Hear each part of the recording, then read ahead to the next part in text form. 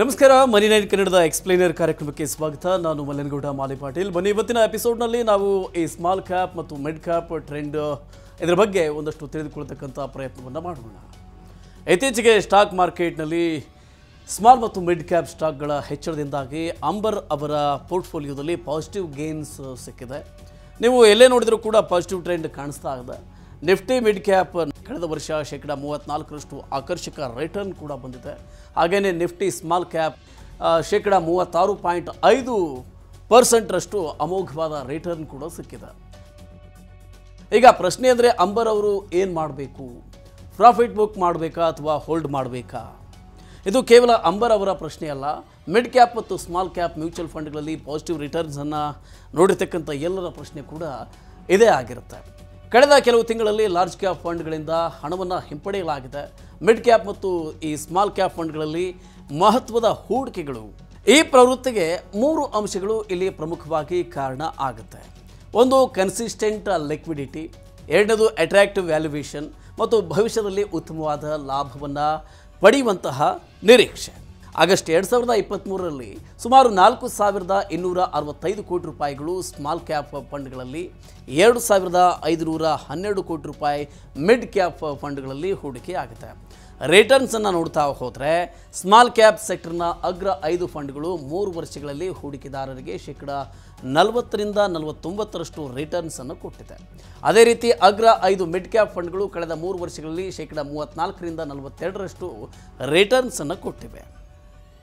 ನಾವೀಗ ಮೊದಲು mid cap ಫಂಡ್ಗಳು ಅಂದ್ರೇನು ಮತ್ತು ಸ್ಮಾಲ್ ಕ್ಯಾಪ್ ಫಂಡ್ಗಳು ಅಂದ್ರೇನು ಇವುಗಳನ್ನು ಸರಿಯಾಗಿ ತಿಳ್ಕೊಳ್ಳುವಂತಹ ಪ್ರಯತ್ನವನ್ನು ಮಾಡೋಣ. ಸೆಬಿಯ ನಿಯಮಾವಳಿಗಳ ಪ್ರಕಾರ ಸ್ಮಾಲ್ ಕ್ಯಾಪ್ ಫಂಡ್ಗಳು ತಮ್ಮ ಅಸೆಟ್ನ ಕನಿಷ್ಠ 65% ಸ್ಮಾಲ್ ಕ್ಯಾಪ್ ಸ್ಟಾಕುಗಳಲ್ಲಿ ಹೂಡಿಕೆಯನ್ನು ಮಾಡಬೇಕು. ಹಾಗೆಯೇ ಮಿಡ್ ಕ್ಯಾಪ್ ಫಂಡ್ಗಳು ತಮ್ಮ ಅಸೆಟ್ನ ಕನಿಷ್ಠ 65% ಮಿಡ್ ಕ್ಯಾಪ್ ಸ್ಟಾಕುಗಳಲ್ಲಿ ಹೂಡಿಕೆಯನ್ನು ಮಾಡಬೇಕು. ಇನ್ನು ಷೇರು ಮಾರುಕಟ್ಟೆಯಲ್ಲಿ ಮಾರ್ಕೆಟ್ ಕ್ಯಾಪಿಟಲೈಸೇಷನ್ನ ಆಧಾರದಲ್ಲಿ 101ರಿಂದ 250ನೇ ರ್ಯಾಂಕ್ ಪಡೆದಿರುವ ಕಂಪನಿಗಳ ಷೇರುಗಳನ್ನು ಮಿಡ್ ಕ್ಯಾಪ್ ಷೇರುಗಳು ಅಂತ ವರ್ಗೀಕರಿಸಲಾಗುತ್ತೆ. ಹಾಗೆಯೇ 251ರ ನಂತರದ ರ್ಯಾಂಕನ್ನು ಪಡೆದಿರುವ ಕಂಪನಿಗಳ ಷೇರುಗಳು ಸ್ಮಾಲ್ ಕ್ಯಾಪ್ ಷೇರುಗಳ ವರ್ಗಕ್ಕೆ ಸೇರುತ್ತೆ. ಇನ್ನು ಉತ್ತಮವಾದ ಪ್ರಗತಿಯ ಸಾಮರ್ಥ್ಯ ಇರುವ ಹಾಗೂ ಸ್ಮಾಲ್ ಕ್ಯಾಪ್ ಕಂಪನಿಗಳಿಗೆ ಹೋಲಿಕೆಯನ್ನು ಮಾಡಿದರೆ ಕಡಿಮೆ ರಿಸ್ಕ್ ಆಗಿರುವಂತಹ ನಿರ್ದಿಷ್ಟ ಗಾತ್ರ ಮತ್ತು ಸ್ಥಿರತೆಯನ್ನು ಸಾಧಿಸಿರುವ ಮಿಡ್ ಕ್ಯಾಪ್ ಕಂಪನಿಗಳಲ್ಲಿ ಮಿಡ್ ಕ್ಯಾಪ್ ಫಂಡ್ಗಳನ್ನು ಹೂಡಿಕೆ ಮಾಡಲಾಗುತ್ತೆ. ಉತ್ತಮವಾದ ಪ್ರಗತಿಯ ಸಾಮರ್ಥ್ಯ ಇರತಕ್ಕಂಥ ಸ್ಮಾಲ್ ಕ್ಯಾಪ್ ಫಂಡ್ಗಳು, ಸ್ಮಾಲ್ ಮಾರ್ಕೆಟ್ ಕ್ಯಾಪಿಟಲೈಸೇಷನ್ ಇರುವ ಕಂಪನಿಗಳಲ್ಲಿ ಸ್ಮಾಲ್ ಕ್ಯಾಪ್ ಫಂಡ್ಗಳು ಹೂಡಿಕೆಯನ್ನು ಮಾಡುವುದು. ಆದಾಗ್ಯೂ ಕೂಡ ಲಾರ್ಜ್ ಕ್ಯಾಪ್ ಅಥವಾ ಮಿಡ್ ಕ್ಯಾಪ್ ಕಂಪನಿಗಳಿಗೆ ಹೋಲಿಕೆಯನ್ನು ಮಾಡಿದ್ರೆ ಸ್ಮಾಲ್ ಕ್ಯಾಪ್ ಕಂಪನಿಗಳು ಹೆಚ್ಚು ಅಂದರೆ ಜಾಸ್ತಿ ಪ್ರಮಾಣದಲ್ಲಿ ರಿಸ್ಕಿಯನ್ನು ಹೊಂದಿರುತ್ತೆ. ಐತಿಹಾಸಿಕ ಸರಾಸರಿಗಿಂತ ಕಡಿಮೆ ಮಟ್ಟದಲ್ಲಿ ಸ್ಮಾಲ್ ಕ್ಯಾಪ್ ಸೂಚ್ಯಂಕ ಇನ್ನೂ ಇದೆ ಅನ್ನೋದು ತಜ್ಞರ ಮಾತು. ಅಂದರೆ ಈ ಸ್ಟಾಕುಗಳಲ್ಲಿ ಹೂಡಿಕೆಗೆ ಇನ್ನೂ ಕೂಡ ಸಾಕಷ್ಟು ಅವಕಾಶ ಇದೆ ಅಂತ. ಆದಾಗ್ಯೂ ಕೂಡ ಹೂಡಿಕೆದಾರರು ತಾವು ಎಷ್ಟು ರಿಸ್ಕನ್ನು ತಡೆದುಕೊಳ್ಳುವುದಕ್ಕೆ ಸಾಧ್ಯ ಅನ್ನೋದ್ರ ಮೇಲೆ ತಮ್ಮ ಅಸೆಟ್ನ ಹಂಚಿಕೆಯನ್ನು ಮಾಡಿಕೊಳ್ಬೇಕು. ಈ ಫಂಡ್ಗಳು ದೀರ್ಘಾವಧಿ ಗುರಿಗಳಿರ್ತಕ್ಕಂಥ ಯುವ ಹೂಡಿಕೆದಾರರಿಗೆ ಸೂಕ್ತ. 10ರಿಂದ 12 ವರ್ಷಗಳ ಅವಧಿಯಲ್ಲಿ ಈ ಸ್ಟಾಕುಗಳು ವಿವಿಧ ರೀತಿಯ ಮಾರುಕಟ್ಟೆಯ ಏರಿಳಿತಗಳನ್ನು ತಡೆದುಕೊಳ್ಳುವುದಕ್ಕೆ ಶಕ್ತ ಆಗಲಿವೆ. ಅಂದರೆ ಪ್ರಸ್ತುತ ಇರುವ ಹೂಡಿಕೆದಾರರನ್ನು ಕೂಡ ಅಲ್ಪಾವಧಿ ಮಾರುಕಟ್ಟೆ ಏರಿಳಿತಗಳು ಅಷ್ಟಾಗಿ ಬಾಧಿಸುವುದಿಲ್ಲ. ಹೀಗಾಗಿ ಅವರು ದೀರ್ಘಾವಧಿಗೆ ತಮ್ಮ ಹೂಡಿಕೆಗಳನ್ನು ಇಟ್ಕೊಳ್ಳಬಹುದು.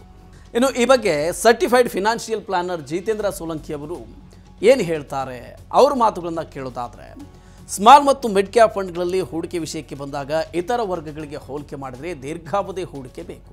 ನೀವು ಸ್ಮಾಲ್ ಕ್ಯಾಪ್ ಫಂಡ್ಗಳಲ್ಲಿ ಹೂಡಿಕೆಯನ್ನು ಮಾಡಬೇಕು ಅಂತಿದ್ದರೆ ಕನಿಷ್ಠ 15 ವರ್ಷ ಹೂಡಿಕೆ ಇರಬೇಕು. ಅದೇ ರೀತಿ ಮಿಡ್ ಕ್ಯಾಪ್ಗಳಿಗೆ 10ರಿಂದ 12 ವರ್ಷ ಬೇಕು. ಸ್ಮಾಲ್ ಕ್ಯಾಪ್ ಕ್ಯಾಟಗರಿ ತುಂಬಾ ವೋಲಟೈಲ್ ಅಂದರೆ ವಿಪರೀತವಾದ ಕ್ಷಿಪ್ರ ರೀತಿಯ ಏರಿಳಿತಗಳನ್ನು ಇದು ಕಾಣ್ತಾ ಇರುತ್ತೆ. ಹೀಗಾಗಿ ನೀವು ಇದರಲ್ಲಿ ಹೂಡಿಕೆಯನ್ನು ಮಾಡಿದರೆ ಮಾರುಕಟ್ಟೆ ಇಳಿಮುಖ ಹಾದಿಯಲ್ಲಿದ್ದಾಗ ನಿಮ್ಮ ಇಡೀ ಪೋರ್ಟ್ಫೋಲಿಯೋದಲ್ಲಿ ಸಾಕಷ್ಟು ಏರಿಳಿತಗಳನ್ನು ನೀವು ನೋಡ್ತೀರಿ. ಒಟ್ಟಾರೆಯಾಗಿ ಹೇಳೋದಾದರೆ ಈ ಫಂಡ್ಗಳು ದೀರ್ಘಾವಧಿಗೆ ಸೂಕ್ತ ಮತ್ತು ಹೆಚ್ಚು ರಿಸ್ಕಿ. ಜಾಸ್ತಿ ರಿಸ್ಕಿ ತೆಗೆದುಕೊಳ್ಳೋದಕ್ಕೆ ಬಯಸದೇ ಇರೋರು ಈ ಫಂಡ್ಗಳ ಬದಲಿಗೆ ಸ್ಥಿರವಾದ ಲಾರ್ಜ್ ಕ್ಯಾಪ್ ಮತ್ತು ಮಲ್ಟಿ ಕ್ಯಾಪ್ ಫಂಡ್ಗಳಲ್ಲಿ ಹೂಡಿಕೆಯನ್ನು ಮಾಡಬೇಕು. ಓಕೆ, ಈ ರೀತಿಯ ಇನ್ನಷ್ಟು ಮಾಹಿತಿ ಮತ್ತು ಪರ್ಸನಲ್ ಫಿನಾನ್ಸ್ ವಿಚಾರಗಳಿಗೆ ಡೌನ್ಲೋಡ್ ಮಾಡಿ ಮನಿ ನೈನ್ ಕನ್ನಡ ಆ್ಯಪ್ ಹಾಗೂ ಯೂಟ್ಯೂಬ್ನಲ್ಲಿಯೂ ಸಬ್ಸ್ಕ್ರೈಬ್ ಆಗಿ, ಲೈಕ್ ಮಾಡಿ, ಶೇರ್ ಮಾಡಿ. Thank you.